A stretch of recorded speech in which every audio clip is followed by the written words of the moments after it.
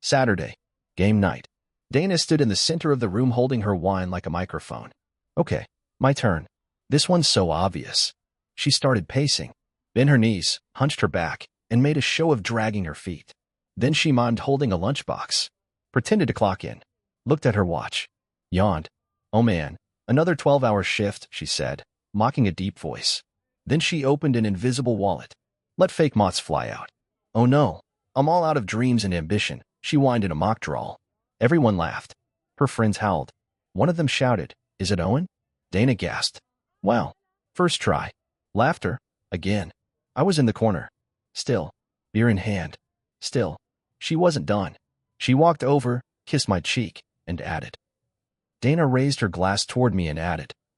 To my husband, who's too reliable to be exciting, but just dull enough to stay married to. The crowd laughed again, but quieter this time. Even they knew she'd pushed it. I stood slowly, walked over to the fridge, opened it, closed it again. Then I turned and said, loud enough for everyone to hear. Well, at least I'm not too drunk to know when the love's gone. Silence. My smile didn't move. I just looked at her. Quiet. The room cracked, but not like before. It was uneasy now. She blinked. Her smile faltered. I stood up. Then I left the room. No yelling. No doors slammed. Just a quiet man, done folding himself small enough to fit her lie. Monday, 6:12 a.m. I was folding my last clean shirt when it happened. White flannel. Faded blue stripes. The one I wore the day my dad died. Still smelled like old hickory and sawdust. My phone buzzed. One new voicemail. No text. No missed call. Just her name. Dana Logan. I pressed play. Our marriage is over. Papers are on the way. Don't contact me. 7 words. No tears. No explanation. Just punctuation. I didn't blink. Didn't even pause folding. Slid the shirt into the basket, tapped out one reply. Understood. Hit send. That was it. You'd think that moment would shatter a man. It didn't. Because I'd already watched her disappear in pieces. Stopped making dinner. Stopped buying groceries, but kept buying perfume. Started locking her vanity drawer. Changed her passwords. Switched phones. Laughed harder at her male coworkers' jokes than she ever had at mine. She thought I wasn't watching. But I was. Every smile. Every receipt. Every late night marked networking. I knew. I just waited. Let her make it official. By Wednesday, the phone didn't stop. Her lawyer. Voicemails stacked like bricks. Mr. Logan, we urge you to halt all financial tampering. Click. Then wait. Her brother. Real classy. Owen. Freezing the account? Grow up. Click. Then her. Dana. What do you think you're doing? This isn't how adults. Click. No replies. They don't know silence like I do. I was raised by men who showed love with sandpaper hands and quiet nods, who fixed everything themselves, even heartbreak.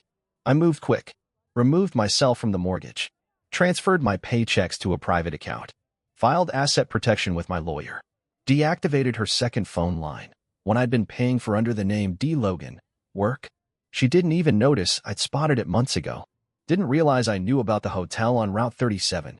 Didn't know I had the keycard, or the receipts, or the photo of her in the passenger seat of a BMW that doesn't belong to anyone in her office. That same night, I opened her self-help book, the one on her bedside table. Glow Up. Reinventing You. Pages were hollowed out. Inside, a roll of cash, 2 hotel keycards, a folded receipt from the Alder Inn, marked 2 nights, Suite 4B, and a USB, labeled B. I slid it into my laptop. There were photos. Not just Dana. Her. With him. Laughing. Leaning in. Kissing. Barefaced. No shame. Dated the same weekend she told me she had a leadership retreat. That was our anniversary. But here's the thing. I didn't cry. Didn't break the screen. Didn't pour a drink. I brewed coffee. Black. And went out back. Sat on the porch. Listened to the wind knock against the busted chimes she bought on clearance last spring. Watched the sunrise. Let the stillness soak into my ribs. I wasn't heartbroken. I was free. Wednesday evening. The knock came just as the sun dipped behind the grain silos. 3 short bangs, sharp, deliberate. Not the kind of knock friends use. The kind meant to set a tone before words are exchanged. I was in the garage, sorting bolts, wiping rust off old sockets. Radio low, some outlaw country humming through static.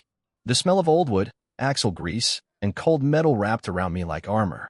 I opened the door with the same calm I used when I found Dana's second phone. The one she hid under the vanity drawer. There they were. Wade, Dana's brother. Mid-40s, stocky, wearing that same smug face he's had since college when he crashed my car and blamed bad brakes. He wasn't alone. To his left was a guy in a sleeveless leather vest, spider tattoo curling up his neck and around his jaw like it belonged there. On the right stood a man built like a stalled freight truck, hands in his pockets, but I was already calculating the distance to my ribs. "Evening, fellas," I said, leaning against the doorframe. Wade stepped forward like we were still friends. "Look, Owen," he started, too casual. "I'm not here to make trouble." "Didn't say you were." He gestured behind him with his thumb. "These are just mutuals. You know, moral support." "Sure," I said. Muscle always makes the truth sound better. He ignored that. "My sister told me you've been playing hardball. Locked her out of the account, reversed the mortgage access." "Man, that's cold." I didn't blink.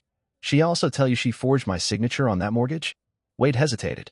"Look," he said again, like he had a script he refused to toss. "The house is in both your names. Dana took out that $20,000 to finish the bathroom remodel, and now she's stuck making payments. It's not fair." "No, Wade," I said. "What's not fair is being turned into a wallet with a heartbeat." The guy in the vest took half a step forward. I just looked at him. "You know what's funny?" I said. "You all drove here thinking I'd break easy. That I'd say, 'Sure, Wade, let me pay for a lie I didn't tell.' You really don't know me at all." Wade opened his mouth. Then another voice cut across the driveway. "Evening, gentlemen. Deputy Mark Cole, my old friend from high school." Still had the same jawline and squared shoulders, now tucked into a Lafayette County uniform. He walked slowly toward us from the sidewalk, flashlight in one hand, other hand resting near his holster. "I got a report of a noise complaint.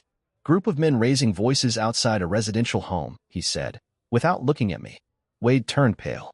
"We weren't raising anything." "Good," Cole said, "because this property's under review. Financial irregularities filed through court. Any attempt to resolve things unofficially could be viewed as coercion, possibly intimidation." Wade backed up half a step. The freight train behind him didn't move. Cole stepped up beside me. "Everything all right, Owen?" "Just neighbors," I said, "trying to collect on something that isn't theirs." He nodded. "Well, boys, unless you've got a subpoena or a badge, I suggest you leave the property." They didn't argue. Wade tried to look tough, failed, and muttered, "This isn't over." "You're right," I said, "but not the way you think." They left in silence. Truck growling down the street like a warning. Cole stood beside me for another minute, arms crossed. "You always pick the quiet ones," he said. "They got fire underneath." She said it. "I'm just watching it burn from outside." He smiled. "You want a report filed?" "Nah," I said. "They won't come back. At least not like that." He nodded, tipped his hat, and left. I stood alone again, watching the sky turn orange behind the trees. Thursday morning, 8:44 a.m. I made coffee in the tin percolator. The one Dana said was too ugly for the counter. I liked the hiss it made when it boiled, like it knew how to release pressure without exploding. Sat at the kitchen table, opened the laptop, pulled up a spreadsheet titled Dana's Debt. 5 tabs across the bottom. Travel, personal expenses, shared accounts, business lies, forged documents. Under business lies, I logged each charge she claimed as client expenses. $438, spa bell, client relaxation session. $118, Morimoto sushi, team dinner. She was alone that night. $212, La Perla, presentation outfit. Lingerie. In the notes column, I wrote what it really was. Facial plus wine. Solo dinner, confirmed via Instagram check-in. Red lace set, found in hotel drawer, never worn at home. On the tab called Forged Documents, I had scans of the refinance papers. Her signature looked perfect. Mine didn't, because I never signed it. I only found out when the notice arrived, $20,000 pulled on the house equity to fix the bathroom. The same bathroom that still had cracked tiles and a leaky faucet. She lied about the renovation. She lied about the loan. She lied about the love. Thursday, 2:07 p.m. I pulled out the filing box under the stairs. The one labeled Taxes 2020. In the back was an envelope tucked inside a folder marked Receipts, addressed to the Alderman. Inside was a handwritten note. Looking forward to another weekend. He's almost out of the way. I'll have the account clean by June. D. No name. But I didn't need one, because I'd already seen the photos. Him. Her. Matching smiles. Matching ropes. In the suite I'd once booked for our 5th anniversary. Friday. The call. The phone rang. Dana's name. I answered. Wow, she said. You're alive. You called. She sighed. Always a performance. Can we be civil? Wade said you were being difficult. He also brought a man with a prison tattoo to my front porch. Pause. That wasn't my idea. No, I said. Just like the mortgage wasn't your idea. Or the spa bills. Or the lingerie. Or the leadership retreats in hotel suites. You're being dramatic. I'm being thorough, I said. She was quiet a moment. You always were cold. No, Dana, I said. I was calm. You mistook that for weakness. That's on you. She changed tactics. Can we just move on? I mean, everything's a mess now. It doesn't help to dig it all up. You already dug, I said. I'm just sorting the pieces. She tried again. You used to love me. I used to believe you were a person worth loving. Then I hung up. Didn't wait for a reply. That night, I opened the drawer of my dad's old toolbox. Inside was something small, wooden, chipped on one side. A little bird. My daughter made it in third grade shop class. Painted it red and blue with shaky hands. Said it looked like freedom. Dana laughed at it. Called it primitive. I kept it anyway. I held it now. Because it reminded me who I still was. Not Dana's backup plan. Not her emotional mule. I was the man who still showed up. Still remembered birthdays. Still fixed the squeaky cabinets. Still packed his lunch every night. And now I was the man who had receipts. Saturday morning. 6:01 a.m. I got up before the sun. Opened a new folder on my desktop. Titled it, For Court. Inside, I dropped every file. Every lie. Every charge. I emailed it to my lawyer. Then to myself. Then to a hard drive I placed in the bottom of my lunchbox. Because she'd already tried to erase the past. But I had what mattered. And soon, the judge would too. Saturday, 3:20 p.m. I pulled into the school lot at the usual time. Same truck. Same parking space beside the lamppost with the yellow tape still fluttering from when it got backed into last winter. I let the engine idle, thumb tapping the steering wheel in slow, deliberate time. I always picked Gracie up on Saturdays. Ever since Dana and I started doing alternate weekends, it was the one thing that stayed the same. The one thing Gracie still smiled for, even if it was just a tired one with too much school behind it. I looked at the clock again. 3:24 p.m. Then I walked to the entrance. The doors were already locked for dismissal. The secretary at the front desk peered over her bifocals. Mr. Logan? Here to get Gracie. She frowned politely, typing something on her keyboard. Oh, she's already been picked up. I froze. By who? Her mother. About an hour ago. Said you'd had a change of plans. My jaw tightened. She show ID? Yes. Same as always. We called the number on file. It went a voicemail. My phone was on silent. I hadn't seen a call. And Dana sure as hell hadn't told me anything. I thanked her and walked back to the truck. Didn't slam the door. Didn't swear. Just turned the key, backed out, and drove home, slow. I knew better than to panic. Dana wasn't stupid. She was calculated. And that made her worse. Saturday, 7:42 p.m. Her silver SUV pulled into my driveway like nothing was wrong. Music playing low through the open windows. Gracie in the passenger seat, holding a plastic bag with what looked like leftover pizza.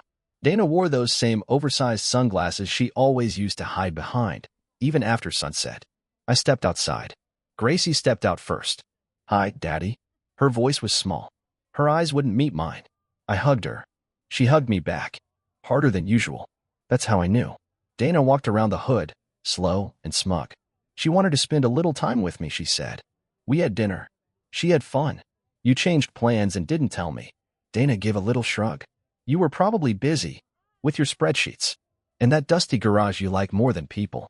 I didn't respond. No point. She winked at Gracie. Say goodbye, sweetheart. Gracie waved. Dana got back in the car and pulled away. I stood on the porch with my daughter. Quiet. She sat beside me on the step. Her braid was new. Tight. Perfect. Her face didn't look like a kid who had fun. She spoke first. There was a man at dinner. I nodded. Someone you know? She nodded back, slow. I think he's Mom's friend. I kept my face still. He told me things. I looked at her. What kind of things? Gracie picked at the corner of the pizza bag. He said, you were mean. That you didn't love Mom anymore. That you were scary sometimes. Did Mom say that? She didn't say it loud. She just agreed and laughed at some of it. Said you were always cold. I swallowed hard. Gracie glanced at me, but I told them that wasn't true. I blinked. You did. She nodded.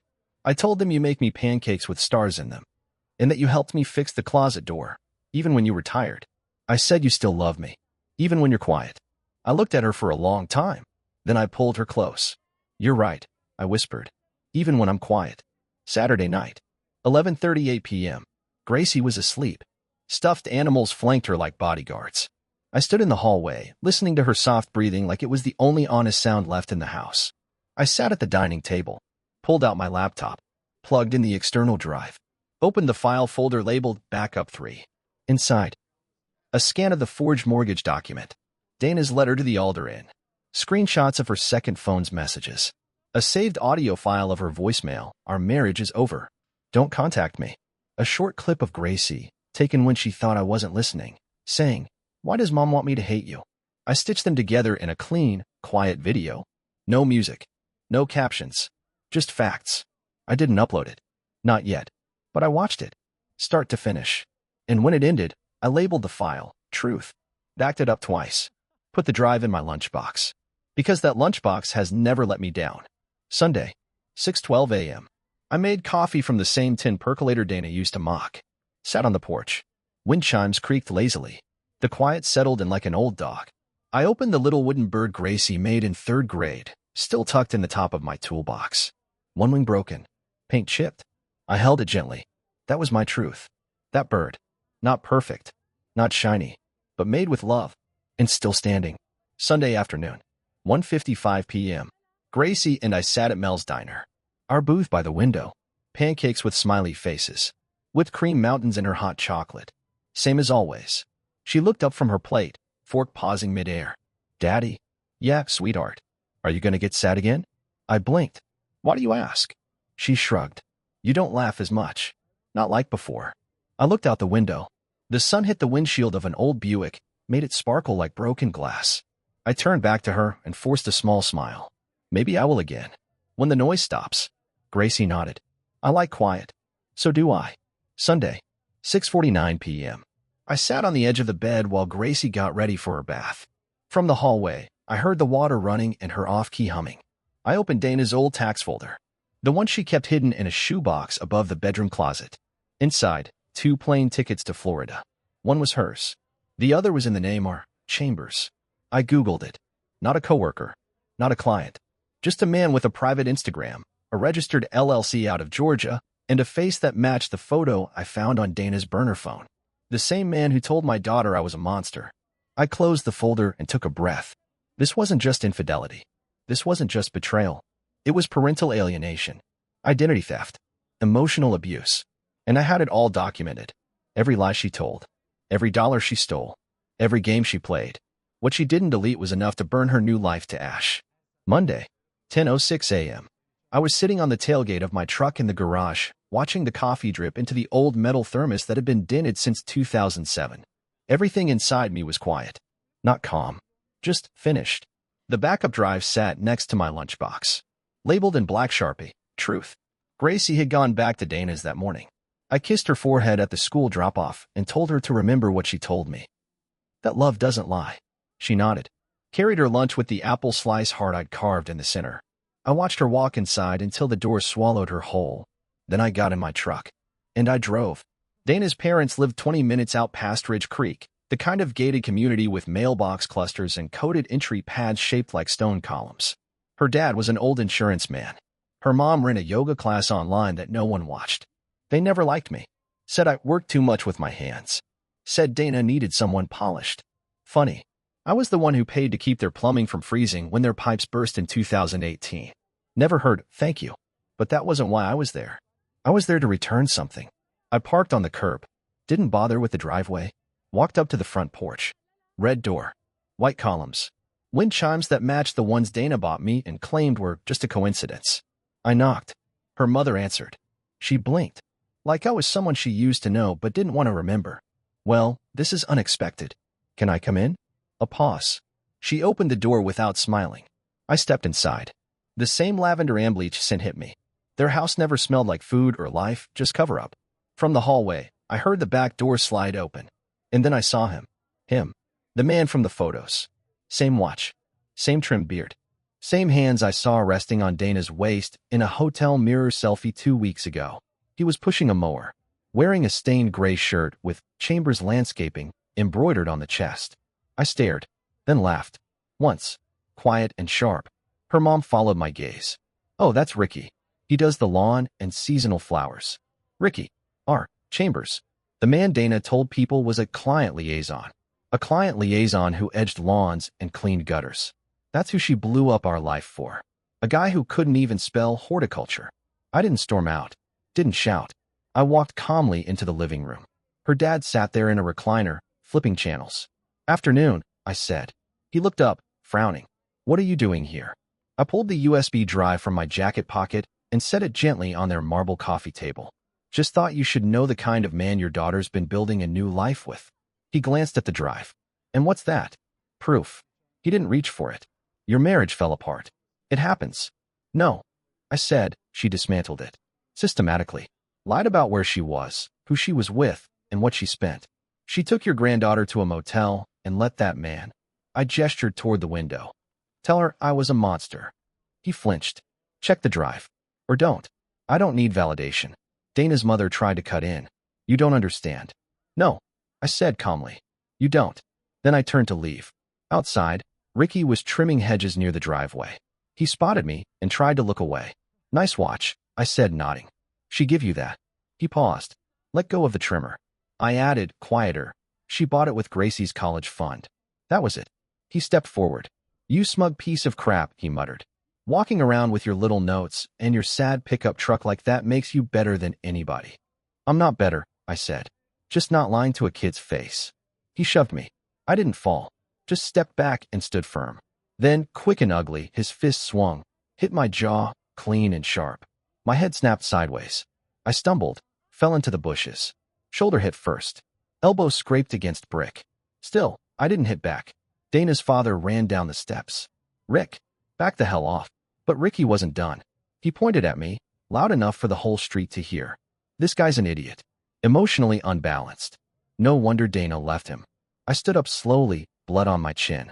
Dana's mother stood frozen in the doorway. Her eyes locked between me and the man she'd led into her lawn and her life. I looked at Ricky, calm as ever. Then looked at them. This is who she left me for, I said quietly. Remember that next time she says I was the problem. No one spoke. Even the wind had shut up. I turned, walked to my truck, and drove off. Didn't even close the door hard.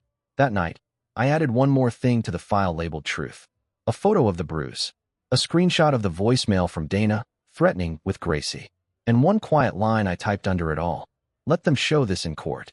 Monday, 2:44 p.m. I called my lawyer. File it, I said. Full custody? Everything. I want her to have to explain, in front of a judge, why she used our child to cover her affair. He was quiet. Then he said, You have enough. More than enough. I know. I'll prep the motion. Emergency hearing if we push hard. Push. Monday night, 9:06 p.m. I sat on the porch. Wind cooler now. The chimes didn't make a sound. I looked up at the stars. Remembered what Gracie once said when she was 5, pointing at the sky. Daddy, those look like tiny flashlights for people who forgot how to get home. I pulled out the old bird she carved. Held it in both hands. Still chipped. Still broken. But still here. Like me. Tuesday, 3:01 p.m. Dana called. I let it go to voicemail. She didn't leave one. So she texted instead. Why would you go to my parents? You're being cruel. This is harassment. I didn't answer. She texted again. Gracie will hate you for this. That one got to me. I stared at the screen for a long time. Then typed. You let a stranger call me a monster in front of my child. You lied to her. And now she sees through it. That's not on me. I hit send. No reply. Tuesday evening. 6:13 p.m. I was fixing the hinges on the cabinet door when my phone buzzed again. Different number. Voicemail transcription read. Mr. Logan, this is Detective Parker with Family Services and Child Welfare. We received a third-party tip and would like to speak with you regarding your daughter's welfare during visitation. I didn't panic. I called back. Parker answered on the second ring. Mr. Logan, thanks for calling. This won't take long. I asked who made the report. We can't disclose that. But the complaint stated you've been emotionally manipulating your daughter to poison her against her mother. I laughed once. Bitter. Would it help if I sent you audio of her mother's boyfriend telling my daughter I was evil? There was silence. Then, that would help? Yes. I sent it. 45 minutes later, Parker called back. Interviews canceled. You're clear. Who made the report? He hesitated. Unofficially? It came from your wife's number. Masked through a dummy call, but we've seen it before. Of course. She didn't just want to cheat. She wanted to erase me. Wednesday, 10 a.m. Court motion submitted. Custody hearing date, 3 weeks. Dana still hadn't responded. Her lawyer sent a vague, passive-aggressive email asking if I was open to resolving matters privately. I ignored it. Some lies only dissolve in sunlight. And I was done living in shadows. Wednesday night, 8:48 p.m. Gracie and I watched a movie together. She didn't ask about Mom. Didn't ask why we weren't all in the same house. She just leaned against me, small and warm and breathing steady. When the credits rolled, she asked, "Can we build the birdhouse this weekend?" I smiled. "Yeah, we'll paint it too. What color?" "Whatever you want." She thought for a moment, then said, "Let's do red and blue again. Like the little bird. The one with the broken wing." Still standing. Still loved. Thursday, 8:10 a.m. The courthouse smelled like dust, floor polish, and old coffee. The kind of place where lives get sorted into folders. Where names get boiled down to docket numbers and relationships become custodial arrangements. I sat alone at the petitioner's table. Brown leather folder in front of me. Inside, 3 backup drives, a notarized copy of the forged mortgage documents, 5 printed screenshots, and 1 short written statement from Gracie's guidance counselor. Across the aisle, Dana walked in wearing a navy blouse and the fake smile she used on real estate agents and cocktail waiters. She didn't look at me. She sat beside her lawyer, Anita Klein, a woman who dressed like a courtroom mannequin and blinked like she was buffering.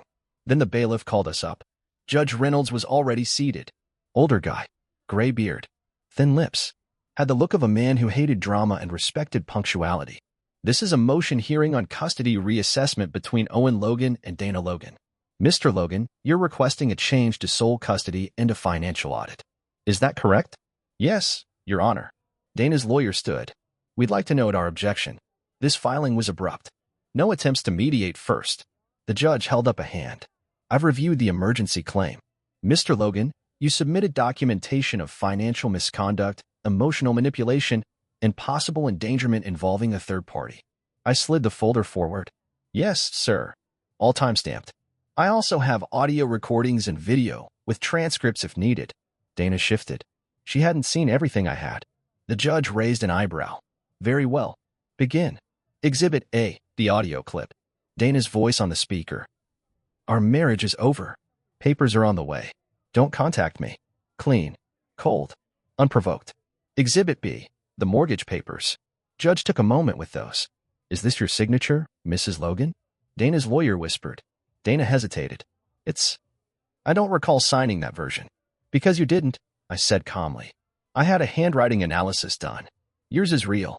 Mine's copied. See page 4. The judge looked, then nodded once. Exhibit C, the video of Gracie, blurred for protection, of course. Her voice on audio, small but clear.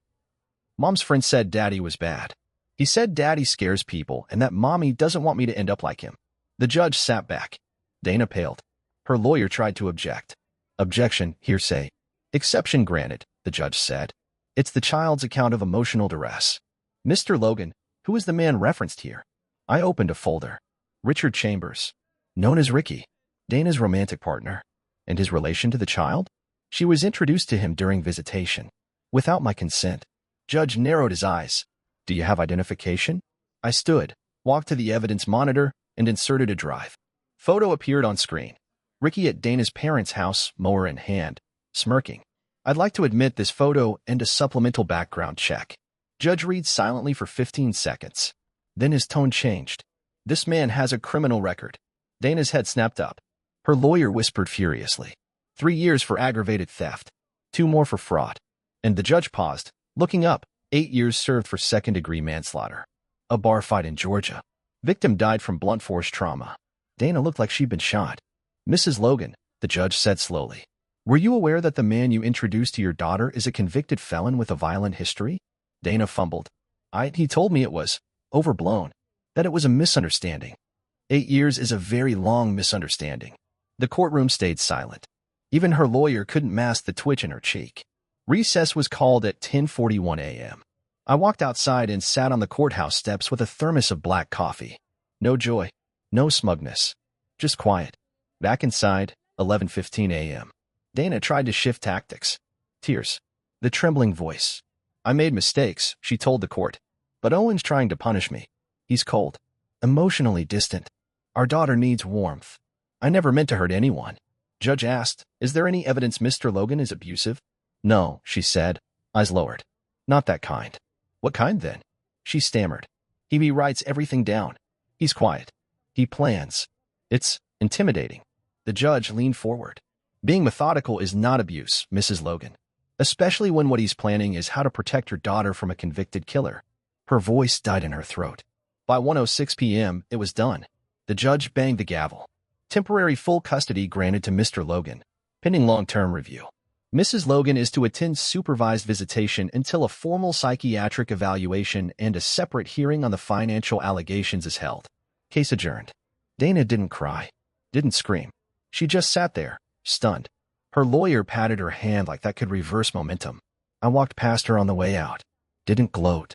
Didn't even look down. Just leaned in and whispered. You picked a man who buries bodies in bars. That's on you. Then I kept walking. That night, Gracie came home. She didn't ask questions. Just unpacked her backpack, set her sneakers by the door, and climbed into my lap while I was reading. After a while, she looked up. Mom seemed really mad today. She's just figuring things out. Am I staying here now? I nodded. For a while, yeah. She leaned in close and whispered, good. Then fell asleep against my shoulder. She thought she had reached rock bottom. She hadn't. Not yet. Because I wasn't done. The kind she'd never forget. It happened on a Sunday night. Dana was staying in a short-term rental after being locked out of her condo for non-payment. I still had a key. She forgot to change the lock.